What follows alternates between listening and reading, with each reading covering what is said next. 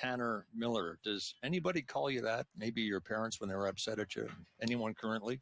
Yeah, Jonathan Tanner was an in trouble name for sure. I'll tell you what, not a lot of people call me JT though. It's John or Jonathan with my wife and my mom and my dad and grandparents. I mean, not I say teammates and coaches call me JT, but it's kind of Millsy, so JT is not used very often. Okay, well, we're going to stick with JT tonight because otherwise we'd be totally screwed up.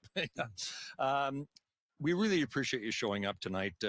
These are not easy programs to do on the tail end of a loss, so great to have you with us. Let's start with a comment on the physicality in tonight's game. It had a nasty kind of playoff feel to it. Would you agree? Yeah, those are fun games to be in. I think those are games where we kind of love to be in, and we knew going into this game who we were playing against, and both teams are trying to do the same thing, set the tone, and stuff like that, hit from louds like that. I mean, that just gets you right into it. So, it was a fun game. It was a really hard fought game. Other than a couple breakdowns, it was a good hockey game.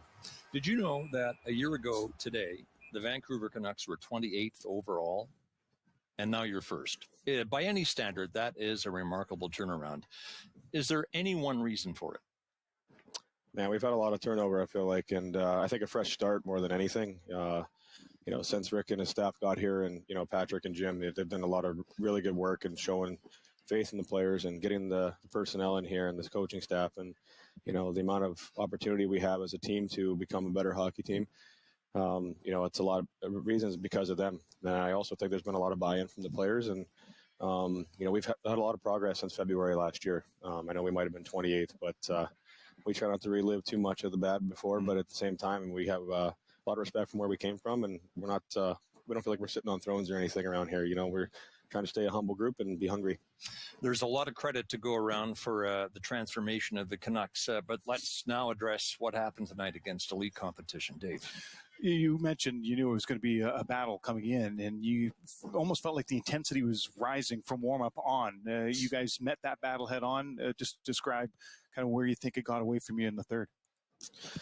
I don't think it really felt like it got away from us. We just had a couple breakdowns, and they were able to capitalize. We unfortunately talk a lot about making our goalies play half the net, and those were a couple hard plays for him. So, stuff like that's going to happen. I think we can hang our hat on. We battled really well tonight. It was a hard-fought game in both teams. It was a very even game. It honestly just came down to the special teams, and they were able to win it basically based on their power play versus ours.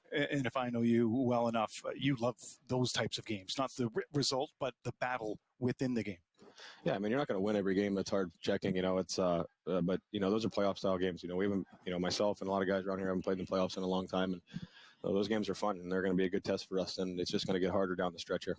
Safe to say, JT, that you were a star in each of the last two seasons for the Canucks. This year, you've taken it to the superstar level. You're on pace for 100 points, and you've been in the top 10 of scoring all season, Dave. Yeah, was there something that you wanted to bring into the season? The offense has always been there for you, but to elevate your game to the level that's got you from the tail end of last season to this year, I mean, you've been scoring from all over the place this season. Yeah, I just think the success from the team, I mean, you're having a lot of guys with, career-type years right now, and it's just, I think when your team's good, everybody looks good, and, I'm playing with great players every night. Our power play has been a threat a lot of the season, and, it's amazing. You can play average and you get a couple points, and, you can play well and get nothing to show for it, but, I really don't judge my game based on that. I know that when I'm on and I'm playing the way I'm supposed to, the looks are going to come, and, our team's, a really talented hockey team, and I'm playing with a lot of good players. So I think everybody's just making each other look good right now. Let's hear from the fans. This is Taj, who asks, what's his message to the haters who think he's going to fall off in the next couple of years because of his age? I don't have one. I don't pay attention to that stuff. I have faith in myself, but also that's down the road. I'm worried about tomorrow on the plane ride, let alone that's when 34 or 35. Do the fine wine thing, right? Like better with age. Yeah. No, I have a lot of drive. I really, in a sense that for older players around the league, and I really respect when guys get into their low mid, late 30s and can still bring it out every night. I think that's really respectable. And, some of my favorite players around the league are, in that 34, 5, 6 range. And, they're still doing it, over the 1,000 game mark and bringing it on playoff like teams. So I really admire them, and, I'm pushing myself to do that, but I'm also not even 31 yet. So let's not jump too far ahead. Let's talk, JT, about your emotions. So if you wouldn't mind, sit back for a while I lecture you. No. Let's do it. Bring it on.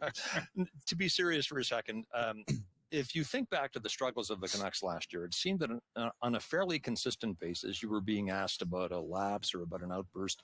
There has been none of that this season. Is this all to do with winning? Well, first of all, that's not all true. I think there's a big difference is when your team's playing poorly and not winning, and I have the outburst, it looks negative.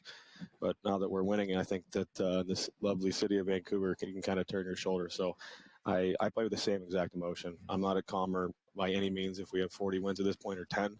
Like I said, I'm out there playing with the same passion, and sometimes it comes out the wrong way, and I am working at a daily basis, trust me, to do it in a positive manner to where I don't affect the team and myself.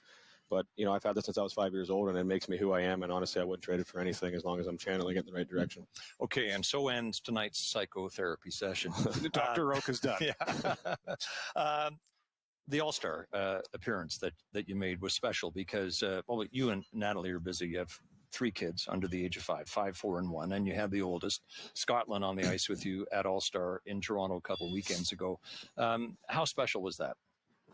That made the weekend. It's kind of out of my element there with all the cameras and, fancy stuff and Instagram and all that. But, that's a moment that me and my daughter will be able to cherish for a long time. And, we were doing the warm up for the skills competition on the ice. And, they have Matthews and McDavid and McKinnon firing pucks past her head while she skates around. And that's something we could joke about when we're older that, not everybody gets to do that. So, I don't think she knows. I told her when we got home, I don't think she knows how cool that was when she did. But we always have that. Meow Said the Duck says, we saw his daughter's incredible stick handling ability during All-Star. When she is older, will she be drafted to a PWHL team as a center or a winger? Oh, jeez. I told her the centers probably make a little more money, so we got to go that route. But no, it's she, she's, learning how to skate was the first thing, and then learning how to stick handle while skating is the second thing. And she plays 3 days a week, and she loves it. But we don't care what she does. Like we want her to be involved and stuff. Same with all the other kids, and she likes hockey because Daddy obviously plays. So I'll support her any way I can on that front. Okay, here's a touching and keepsake moment from All-Star. Awesome. How did Dad do in that event? Good. Pretty good shot? Yeah. You almost won, didn't he? Yeah. Next time, maybe? Yeah. Okay, thanks for having us. I'd say nice try by Kevin BX. I really feel that Scotland would have had a lot more to say if she'd been interviewed by a professional. That's funny. Nice. She doesn't That's shut the up. best Kevin could do. As I say, she doesn't shut up at the house. It's funny that all you guys got out of her. All right, skills competition for you. You nearly won the hardest shot at 102.3. Is that the first time you've recorded over 100? Yeah, that's the first time I ever tried. I don't think I've ever actually shot with a gun before. Yeah, it was fun. I think I knew I was kind of capable of hitting there. It was just whether executing or not. And honestly, I just thought I was going to break my stick the whole time. I have a pretty whippy stick, so I'm glad it held up. You were the only Canuck to get to the final event, the obstacle course. And so you finished, I think, 6th overall in a field of 12 superstars who were competing for a purse of $1 million. And who else would win it but Connor McDavid? Dave. Yeah, so, realized that the league was in touch with McDavid about how to make the All-Star game better in the skills competition. So you got the obstacle course, you're going up against the guy who's probably one of the best skaters and stick handlers in the league, and he probably knows about the course himself. Are you thinking, I could beat McDavid? And then you're like, oh, these things are hard to go through. Yeah, no, I never once thought I was going to beat McDavid.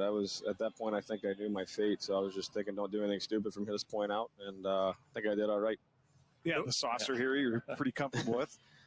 Yeah, no, honestly, I thought it was a really cool thing, especially with those guys that were, I think it got a little interesting there with a couple of guys. I think Nylander was he was like a shot away from tying him or something. So it got pretty down to the nitty gritty there. It was fun to watch. Back to the Canucks season, you're leading the President's Trophy race and the conference and the division, of course. So 2 words come to mind in this incredible season. Rick Tocchet, you've already mentioned him. You had no history with him when he got here almost 13 months ago. So Jake asks, how would you describe your relationship with Tocchet? It seems like the perfect player-coach combo. Well, he's done so much for me, him and, all of our staff, to be honest with you. But I guess Tocchet and I, we have a very honest relationship. And, sometimes it's not pretty, but I'm okay and comfortable in that environment. And, I'm still learning.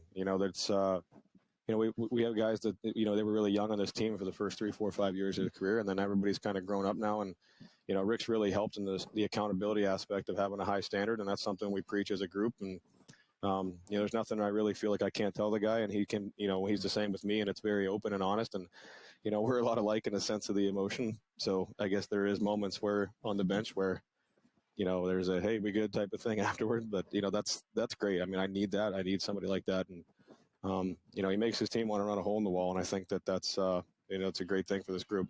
Trevor McManus asks, if you had to fist fight Rick Tocchet, would you choose a 59-year-old Tocchet of today or a 27-year-old Tocchet from the Penguins?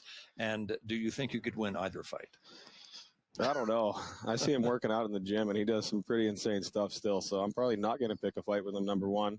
Smart. But I think I'm going to have to take 59-year-old, maybe lose wind a little early or something. But we've all seen his videos back in his 20s, and I don't think anybody wants to mess with him there. Yeah, you'd have to go with the rope-a-dope. My first ever game in the NHL was in the Spectrum against Tocchet, and I tell you what, he'll leave a part of his stick in you when you go by him. Yeah, no, I'm glad it's a different game now, and I'm glad he's 30 years older, I'll tell you that. Louis DeBrusk had a scrap with him in Philadelphia, and his teammates said, don't worry about Tocchet anymore. He's only worried about scoring goals. And I guess Tocchet laid a few on him, and Louis went back to the bench and said, you guys lied to me. A lot of coaching is communication. Here is an exchange from last season. Cheat sheet on the bench where the player comes off, you just go to a pen, you go real quick, hey, on this forecheck, make sure you stop by the post. You really only have about 3-4 seconds to talk to a player before the player gets on the ice. Does that forecheck make sense, those clips? Because sometimes I think some guys are looking like I'm crazy. I don't know. No, I did. It's important to know who's F1 and F2 and getting up the ice. Are they going to get F2 to be on the same side as the dump? Yeah. F3. Would you want, right? All the skinny forward like this. That's good. Yeah. You got to get over. Yeah, right. So you guys. Dave. They say the game has evolved over the last 10, 15 years. Coaching has too. I mean, you guys are having a two-way conversation. Normally it's the coach telling the player and the player just walks away with information in his head. But how much you talked about how it's helped you, but have you noticed that evolution and what Tocchet brings to be able to have conversations where he's looking for input rather than just demanding of something? Yeah, 100%. He said day one, he doesn't want us leaving the rink with questions or leaving the rink uncomfortable. We want to make that, the culture around here. And, I'm a guy that likes, information, and I like preparation. I want to know exactly what we're doing. And sometimes it gets a little too, strict, I guess, in a sense of that. But, Rick's been awesome there's no question. Like I said, I don't feel like I could ask him. And I feel like every day I leave the rink with a clear mind and the sense of, he doesn't like, and I also we don't like the gray areas. We like black and white, and especially with our structure and that type of stuff and in the power play. And he's just been unreal in a sense. I feel like I can talk to him. I feel like I've known him a long time. Yeah, there was that game against Nashville late October when he benched you for 5 minutes in the second period. You started the third, you scored. That's the kind of thing that early last year, might have, overshadowed the game and carried on for Dave's. But you guys solved it all in the second period. I assume that's the kind of communication we're talking about. Yeah, I came off hot. I took a couple dumb penalties, and it was two shifts. Like I said, it's going to get blown out of the water like always. Yeah. But at the end of the day, I was doing better for the team just wait until the third than I was going back out mad again. So like I said, I think that's part of having a good understanding. I talked to him in between periods, and it was like, hey, we good to go type thing, and we moved on. Like I said, I'm trying to get that. Can I say that it'll be all the ways out of my game? I don't know, but I'm trying to limit those situations. And like I said, he understands me. Like I think we're similar in a sense of being emotional. Your teammates are often asked, what's JT Miller really like? And the answer seems to be consistently that, look, he's a good teammate and all he wants to do is win. So Brock Besser was on a recent episode of Spittin' Chicklets, and he was, as per usual, asked about you. I think the question came from Pasha. And a comment, he's a part of the Spitting Chicklets crew. The comment that he made was that you had succeeded because you were a power play merchant. This was Brock Besser's response. Yeah, I wouldn't say that's true. I think the reason I score 5 on 5 is because of Millsy. I mean, I personally think Millsy is one of the best guys down low with the puck. Hard to get from him. Like he's so good, yeah. So, did Brock Besser nail it? Oh, he killed it. Perfect. Look like I'm paying him to say that. No, it's, Brock and I are really good buddies. I think our relationship has come so far since our first year here. Like I said, other guy that feel like we can talk about anything together, and played a lot of hockey games, as line mates, and we're still pushing each other. And I think we're getting to that point where we're really hungry and trying to feed off each other and stuff like that. All right, so accolades from Brock Besser, but we cannot ignore the fact that while he's at a career-high 30 goals, he would be at 34. Yep. Not for 4, disallowed. Yeah. You at the heart of all of them. So the question comes from Emmett 11. Do you keep going offside on Brock's goals to keep him humble? Well, they haven't been a whole lot of offsides. Just the one, right? Yeah, I think they were all running yeah. into the goalie. So, Yeah. no, it's getting to be. I'm getting to feel bad now. I mean, 1 or 2 is cute, but I got it 4 times. I mean, the guy could have 34, 35 goals already.